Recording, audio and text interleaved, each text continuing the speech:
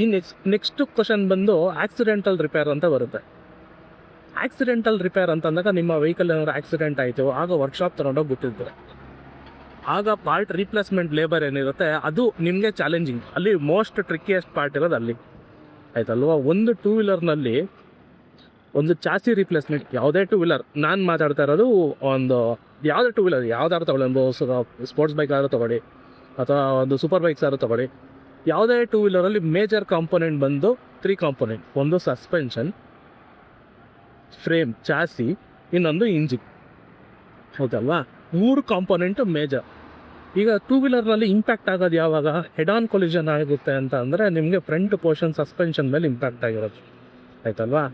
ನಿಮ್ಗೆ ಸಸ್ಪೆನ್ಷನ್ ಬೇಕಂದ್ರೆ ಇಂಪ್ಯಾಕ್ಟ್ ಅಂದರೆ ಫೋರ್ಕ್ ಅಸೆಂಬ್ಲಿ ಮೇಲೆ ಇಂಪ್ಯಾಕ್ಟ್ ಆಗಿರುತ್ತೆ. ಅಲ್ಲಿ T stem damage, handle damage, headlight mounting ಕಾಳುಮಳ ಪಾರ್ಟ್ಸ್ಗಳೆಲ್ಲ ಬರುತ್ತೆ. ಯಾಕೆ ಇದರಲ್ಲಿ ನಿಮಗೆ ಮೇಜರ್ ಫೋರ್ಕ್ ಮೇಲೆ ಇಂಪ್ಯಾಕ್ಟ್ ಬಿದ್ದಾಗ ಟೀ ಸ್ಟೆಮ್ ಬೇಕು, ರಿಪ್ಲೇಸ್ಮೆಂಟ್ ಬೇಕು. ಒಂದು ಇನ್ಶೂರೆನ್ಸ್ ಕ್ಲೈಮ್ ಹೋಗ್ತಿದೆ ಅಂತಂದರೆ ಇನ್ಶೂರೆನ್ಸಿಂದ ಕವರ್ ಆಗುತ್ತೆ.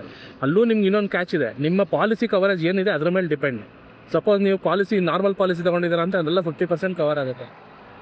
0 ಡಿಪ್ರಿಸಿಯೇಷನ್ ಕವರೇಜ್ ತೊಗೊಂಡಿದ್ರೆ ಆಲ್ಮೋಸ್ಟ್ 90%ವರೆಗೂ 100% ಕವರ್ ಆಗುತ್ತೆ ಅಂತ ಹೇಳ್ತಾರೆ. ಅದು ಓಕೆ. ಅದರಲ್ಲಿ ನಿಮಗೆ ಸಪೋಸ್ ಯಾವುದು ಇನ್ಶೂರೆನ್ಸ್ ಕ್ಲೈಮ್ ಇಲ್ಲ, ಕಸ್ಟಮರ್ ಪೇಮೆಂಟ್ ನೀವು ಪೇ ಮಾಡಿ ಮಾಡಿಸ್ಕೊತಿದ್ದೀರಾ ಅಂತ ಅಂದಾಗ ಅನ್ನೆಸರಿ ಪಾರ್ಟ್, ಆಯ್ತಲ್ಲ. ಈಗ ನೋಡಿ ವೆಹಿಕಲ್ ರನ್ ಆಗಿರುತ್ತೆ, ಅದರಲ್ಲಿ ನಿಮ್ಮ ಕಪ್ಕೋನ್ ಕಿಟ್ ಅಂತ ಬೇರಿಂಗ್ಗಳೆಲ್ಲ ಬರುತ್ತೆ, ಅದೆಲ್ಲ ಇನ್ಶೂರೆನ್ಸಲ್ಲಿ ಕವರ್ ಆಗೋದಿಲ್ಲ, ಆ ಥರ ಇರುತ್ತೆ. ಅದು ವೇರ್ ಆ್ಯಂಡ್ ಟೇರ್ ಪಾರ್ಟ್, ಒಂದ್ಸರಿ ಬಿಚ್ಚಿದ್ರೆ ಹಾಕೋಕ್ಕಾಗಲ್ಲ ಅಂತ ಹೇಳ್ತಾರೆ. ಓಕೆ, ಅದನ್ನು ನಿಮಗೆ ಮೂವಿಂಗ್ ಪಾರ್ಟ್ಸ್ ಇದ್ದಾಗ ಅದೆಲ್ಲ ಚೇಂಜ್ ಮಾಡಬೇಕಾಗುತ್ತೆ. ಅದು ಬಿಟ್ಟು ಈಗ ಟೀ ಸ್ಟೆಮ್ ಬೆಂಡಿದೆ ಅಂತ ಹೇಳ್ತಾರೆ. ಹ್ಯಾಂಡಲ್ ಬಾರ್, ನೀವು ವೆಹಿಕಲ್ ಕೆಳಗಡೆ ಬಿದ್ದಿರಲ್ಲ, ಬರೀ ಹೆಡ್ ಆನ್ ಕೊಲಿಷನ್ ಆಗಿರುತ್ತೆ, ಬಿದ್ದೇ ಇರಲ್ಲ, ಹ್ಯಾಂಡಲ್ ಬಾರ್ ಬೆಂಡ್ ಆಗಿಬಿಟ್ಟಿದೆ ಅಂತ ಹೇಳ್ತಾರೆ, ಚಾಸಿ ಬೆಂಡ್ ಆಗಿದೆ ಅಂತ ಹೇಳ್ತಾರೆ. ಅದೆಲ್ಲ ಒಂದ್ಸರಿ ನೋಡಿ. ನೀವು ವೆಹಿಕಲ್ ಬಿಟ್ಟಾಗ, ವೆಹಿಕಲ್ ಡಿಸ್ಮ್ಯಾಂಟಲ್ ಆದಾಗ ನೀವು ಒಂದ್ಸರಿ ಹೋಗಿ ವಿಸಿಬಲ್ ಡ್ಯಾಮೇಜಸ್ ಎಲ್ಲಿದೆ ಅಂತ ಕೇಳಿ. ಅವ್ರು ಹೇಳ್ತಾರೆ, ವರ್ಕ್ಶಾಪ್ನವ್ರು ಯಾವಾಗ್ಲೂ ಕಸ್ಟಮರ್ಗೆ ಹೆದರಿಸೋದಕ್ಕೆ ಇರೋದು, ಇದು ಮಾಡಿಲ್ಲ ಅಂದರೆ ಫ್ಯೂಚರಲ್ಲಿ ಡ್ಯಾಮೇಜ್ ಆಗುತ್ತೆ, ಅದಾಗುತ್ತೆ, ಇದಾಗುತ್ತೆ ಅಂತ. ಅದು ವೆಹಿಕಲ್ ಸೇಫ್ಟಿ ವೈಸ್ ನೋಡಿದಾಗ ನಾವು ಅದನ್ನು ನೋಡಬೇಕಾಗುತ್ತೆ. ಆದರೆ ಅದನ್ನು ಭಯನ ನಾವು ಮನಸ್ಸಲ್ಲಿ ಇಟ್ಕೊಂಡು ಅದ್ರ ಭಯದ ಮೇಲೆ ನಾವು ದುಡ್ಡು ಕೊಡೋದು ಸರಿಯಾಗಿ, ಆಯ್ತಾ. ನಮ್ಮ ಭಯನ ಬೇರೆಯವರು ಲಾಭ ಮಾಡ್ಕೊಳ್ಳೋದು ತಪ್ಪು, ಹೌದಲ್ವಾ. ಡ್ಯಾಮೇಜ್ ಆಗಿರೋ ಪಾರ್ಟ್ ರಿಪ್ಲೇಸ್ ಮಾಡಲಿ, ಅದು ಯಾರಿಗೂ ಏನು ಅಬ್ಜೆಕ್ಷನ್ಸ್ ಇರಲ್ಲ, ಹೌದಲ್ವಾ. ಬೇರೆಯವರ ಭಯನ ಇನ್ನೊಬ್ರು ಬಂಡವಾಳ ಮಾಡ್ಕೊಳ್ಳೋದು ತಪ್ಪು. ಇದನ್ನು ನಾನು ಹೇಳ್ತೀನಿ, ಹೌದಲ್ವಾ. ಯಾಕೆಂದರೆ ಇದು ಕಣ್ಣಾರೆ ನೋಡಿರೋ ಎಕ್ಸ್ಪೀರಿಯೆನ್ಸ್.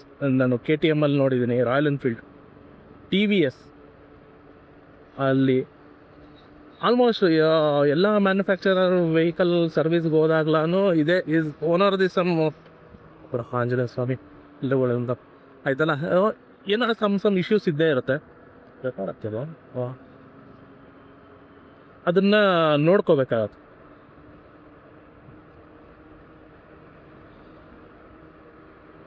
ನಾನು ನಿಮ್ಗೆ ಇಲ್ಲೊಂದು ಎಂತ ಈ ಒನ್ ಡೇ ಟ್ರಿಪ್ ಪ್ಲ್ಯಾನ್ ಮಾಡೋರಿಗೆ ಒಂದು ಬ್ಯೂಟಿಫುಲ್ ಲೊಕೇಶನ್ ತೋರಿಸ್ತಿದ್ದು ಬನ್ನಿ. ಕರೆಕ್ಟ್ ಟೈಮ್ ಬಂದಿದ್ದೀನಿ ರೋಡ್ಗೆ.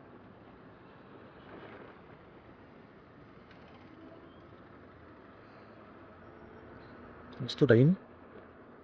10:20 ಆಗೋಯ್ತು. ಆಫೀಸ್ ಬೇರೆ ಟೈಮ್ ಆಯಿತು. ಈಗ ನಾವು ಎಲ್ಲಿದ್ದೀವಿ ಅಂತಂದರೆ ತುರಹಳ್ಳಿ ಫಾರೆಸ್ಟ್. ಬ್ಯಾಂಗ್ಳೂರು ಸಿಟಿ ಲಿಮಿಟ್ಸ್ನಲ್ಲಿ ನಿಮಗೆ ಫಾರೆಸ್ಟ್ ಇದೆ ಅಂತ ಅಂದರೆ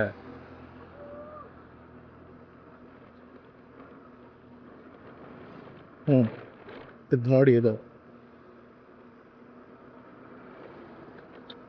ಇದು ಫಾರೆಸ್ಟ್ ಲಿಮಿಟ್, ಆಯಿತಾ. ತುರಹಳ್ಳಿ ಫಾರೆಸ್ಟ್ ಅಂತ. ಒಳಗೆ ಹೋಗ್ಬೋದು. ಬೆಳಿಗ್ಗೆ 6 o'clock ಈವ್ನಿಂಗ್ 6ವರೆಗೂ ಓಪನ್ ಇರುತ್ತೆ. ಪರ್ ಪರ್ಸನ್ ಅಡಲ್ಟ್ಗೆ 10 rupees, ಚಿಲ್ಡ್ರನ್ಸ್ಗೆ 5 rupees ಇದೆ. ಚಿಲ್ಡ್ರನ್ಸ್ ಪ್ಲೇ ಏರಿಯಾ ಇದೆ.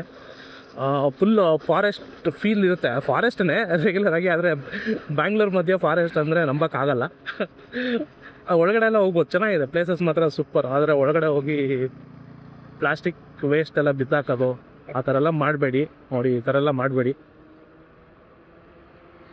ಒಂದು ಒನ್ ಡೇ ಟೈಮ್ ಸ್ಪೆಂಡ್ ಮಾಡೋದಕ್ಕೆ ಬ್ಯೂಟಿಫುಲ್ ಪ್ಲೇಸ್ ಮಾತ್ರ ಚೆನ್ನಾಗಿದೆ. ನಾವು ನಿನ್ನೆ ಹೋಗಿದ್ದು, ಅಂದರೆ ಸಂಡೇ ಹೋಗಿದ್ದು, ಮಧ್ಯಾಹ್ನ 3 ಗಂಟೆಗೆ ಹೋಗಿದ್ದು, 6 ಗಂಟೆವರೆಗೂ ಒಳ್ಳೆ ಟೈಮ್ ಸ್ಪೆಂಡ್ ಆಯಿತು. ಚೆನ್ನಾಗಿತ್ತು.